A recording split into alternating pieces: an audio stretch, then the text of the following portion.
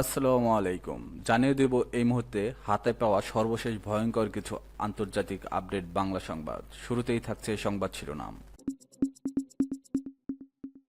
শুরুতেই জানিয়ে দেব পরমাণু অস্ত্র ভান্ডারকে আধুনিকীকরণ করেছে পাকিস্তান, দাবি মার্কিন গোয়েন্দাদের। জানিয়ে দেব গাজা স্কুলে বোমাবর্ষণ, যুদ্ধবন্ধে ইউরোপ ও আরব দেশগুলোর আহ্বান। এরপর রয়েছে ভারতের পানি বন্ধের প্রতিক্রিয়ায় পাকিস্তানের জোর প্রস্তুতি। সর্বশেষ থাকছে ফিলিস্তিনি রাষ্ট্রকে স্বীকৃতি দেওয়ার ঘোষণা দিল মাল্টা। এখন শুনছিলেন সংবাদ শিরোনাম, এবার বিস্তারিত। প্রিয় দর্শক, আপনি যদি এই চ্যানেলে নতুন হয়ে থাকেন, ভিডিওটি দেখতে দেখতে চ্যানেলটি সাবস্ক্রাইব করে আমাদের সাথেই থাকুন। পরমাণু অস্ত্র ভান্ডারকে আধুনিকীকরণ করেছে পাকিস্তান, দাবি মার্কিন গোয়েন্দাদের। পাকিস্তান গোপনে তাদের পরমাণু অস্ত্র ভান্ডারকে আধুনিকীকরণ করেছে, এমনটাই দাবি করছে মার্কিন সামরিক গোয়েন্দা সংস্থা ডিফেন্স ইন্টেলিজেন্স এজেন্সি। ভারতের জনপ্রিয় সংবাদমাধ্যম টাইমস অফ ইন্ডিয়া তাদের এই প্রতিবেদনে তথ্য প্রকাশ করছে। ডিআইএ জানিয়েছে পাকিস্তান শুধু পরমাণু অস্ত্রকে উন্নত করছেই না, বরং পারমাণবিক কমান্ড ও কন্ট্রোল সিস্টেমের নিরাপত্তাও জোরদার করেছে। 2025 সালের মে মাস পর্যন্ত প্রাপ্ত গোয়েন্দা তথ্যের ভিত্তিতে এ প্রতিবেদন তৈরি করা হয়েছে, যেখানে দক্ষিণ এশিয়ার ভূরাজনৈতিক পরিস্থিতি, বিশেষ করে কাশ্মীর ইস্যুকে ঘিরে ভারত পাকিস্তান সাম্প্রতিক উত্তেজনা গুরুত্বপূর্ণ ভূমিকা রেখেছে। মার্কিন গোয়েন্দা কর্মকর্তাদের মতে ভারত বর্তমানে পাকিস্তানের সর্বোচ্চ পর্যবেক্ষণ থাকা দেশ। ইসলামাবাদ আগামী এক বছরে সীমান্তবর্তী দেশগুলোর মধ্যে ভারতকেই প্রধান হুমকি হিসেবে বিবেচনা করে সামরিক প্রস্তুতি ও পারমাণবিক সক্ষমতা উভয় খাতেই অগ্রাধিকার দেবে। প্রতিবেদনে আরও বলা হয়েছে পাকিস্তান তাদের সামরিক ও পারমাণবিক ক্ষমতাকে ভারতের তুলনায় উন্নত করতে আপ্রাণ চেষ্টা চালাচ্ছে। এদিকে সামরিক বিশ্লেষকদের মতে এই প্রতিযোগিতার ফলে দক্ষিণ এশিয়ায় নতুন করে পরমাণু উত্তেজনা বৃদ্ধি পেতে পারে। গ্লোবাল ফায়ার পাওয়ার নামক আন্তর্জাতিক পর্যবেক্ষণ সংস্থার 2025 সালের সর্বশেষ পরিসংখ্যান অনুযায়ী ভারতের হাতে রয়েছে 130 থেকে 140টি পরমাণু অস্ত্র, আর পাকিস্তানের হাতে রয়েছে 140 থেকে 150টি পরমাণু অস্ত্র। পরিসংখ্যান বলছে সংখ্যার দিক থেকে পাকিস্তান সামান্য এগিয়ে, যদিও দুই দেশের ক্রমাগত তাদের পরমাণু প্রযুক্তি উন্নত করতে কাজ করছে। পরমাণু অস্ত্র ভান্ডারকে আধুনিকীকরণে পাকিস্তানের তৎপরতা মার্কিন প্রশাসনের দৃষ্টিতে আঞ্চলিক নিরাপত্তার জন্য উদ্বেগজনক। বিশেষ করে আফগানিস্তান থেকে যুক্তরাষ্ট্রের সেনা প্রত্যাহারের পর দক্ষিণ এশিয়ার অস্থিরতা বেড়েছে। এমন অবস্থায় পারমাণবিক অস্ত্র ভান্ডার আধুনিকীকরণ অঞ্চলে আরও অস্থিরতা সৃষ্টি করতে পারে বলে ধারণা করা হয়েছে। গাজার স্কুলে বোমাবর্ষণ, যুদ্ধবন্ধে ইউরোপ ও আরব দেশের আহ্বান। ইসরায়েলি বাহিনী গাজার একটি স্কুলে আশ্রয়কেন্দ্রে বোমাবর্ষণ করে অন্তত 19 জনকে হত্যা করেছে। নিহতদের মধ্যে রয়েছে শিশু, রেড ক্রসের 2 কর্মী, এক সাংবাদিক এবং গাজার 11 বছর বয়সী ইনফ্লুয়েন্সার ইয়াকিন আহমাদ। একই সময়ে ইয়েমেনের হুতি বিদ্রোহীরা ইসরায়েলের প্রধান বেন গুরিয়ান বিমানবন্দর ক্ষেপণাস্ত্র হামলার দাবি করছে।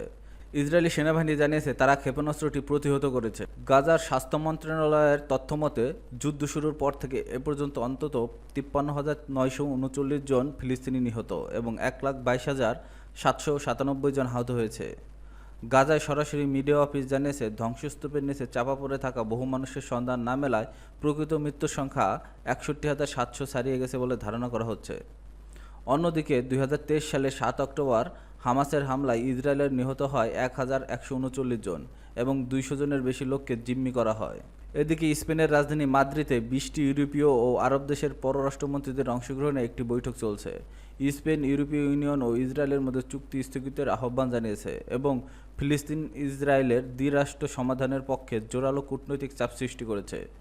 স্পেন স্পষ্ট জানিয়েছে ইসরায়েলের বিরুদ্ধে নিষেধাজ্ঞা বিবেচনায় নেওয়ার সময় এসেছে। ভারতের পানি বন্ধের প্রতিক্রিয়ায় পাকিস্তানের জোর প্রস্তুতি। ভারতের পক্ষ থেকে ইন্দাস পানি চুক্তি স্থগিত করার পর পাকিস্তান দ্রুততম সময়ের মধ্যে দেশের জলবিদ্যুৎ প্রকল্পগুলো সম্পন্ন করার ঘোষণা দিয়েছে। শনিবার পাকিস্তানের ফেডারেল পরিকল্পনা মন্ত্রী আহসান ইকবাল জানান, ভারতের পানি আগ্রাসন ঠেকাতে এবং দীর্ঘমেয়াদে পানি নিরাপত্তা নিশ্চিত করতে ডায়ামার ভাষা ড্যামসহ সব হাইড্রো প্রকল্পের কাজ অগ্রাধিকারের ভিত্তিতে শেষ করা হবে। সম্প্রতি ভারত অধিকৃত জম্মু ও কাশ্মীরের পেহেলগামে ভয়াবহ সন্ত্রাসী হামলার ঘটনায় ইসলামাবাদকে দায়ী করে ভারত। সে ঘটনার প্রতিক্রিয়ায় 1960 সালের ইন্দাস পানি চুক্তি স্থগিত রাখার সিদ্ধান্ত নেয় দিল্লি। যদিও পাকিস্তান ওই হামলার সঙ্গে সম্পৃক্ততার কথা অস্বীকার করছে, তবে দুই দেশের মধ্যে যুদ্ধবিরতি চুক্তি হলেও পানি চুক্তি এখনও পুনরায় কার্যকর হয়নি। মন্ত্রী আহসান ইকবাল বলেন, ভারতের পানি আগ্রাসনের প্রেক্ষিতে আমরা দেশের সব জলসম্পদ প্রকল্প দ্রুত সম্পন্ন করার বিষয়ে প্রতিশ্রুতিবদ্ধ। পানি নিরাপত্তার প্রশ্নে কোনো ছাড় দেওয়া হবে না। তিনি আরও জানান, আসন্ন বাজেটে এই প্রকল্পগুলোর জন্য অগ্রাধিকারের ভিত্তিতে অর্থ বরাদ্দ দেওয়া হবে। ভারতের প্রধানমন্ত্রী নরেন্দ্র মোদী সম্প্রতি ঘোষণা দেন যে সেসব নদীর উপর ভারতের অধিকার রয়েছে সেগুলো থেকে পাকিস্তানকে পানি দেওয়া হবে না। এর জবাবে পাকিস্তানের আন্তঃবাহিনী জনসংযোগ পরিদপ্তরের মহাপরিচালক লেফটেন্যান্ট জেনারেল আহমেদ শরীফ চৌধুরী বলে, এই ধরনের চিন্তা পাগলামি ছাড়া কিছুই নয়। প্রায় 24 কোটি মানুষের পানি বন্ধ করা বাস্তবিকভাবে অসম্ভব।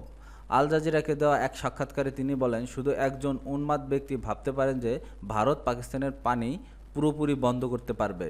আহসান ইকবাল আরও জানান, বাজেট বিলম্বিত হওয়ার কারণ হলো প্রধানমন্ত্রী বিদেশ সফরে রয়েছেন এবং ঈদের ছুটিতে চলছে।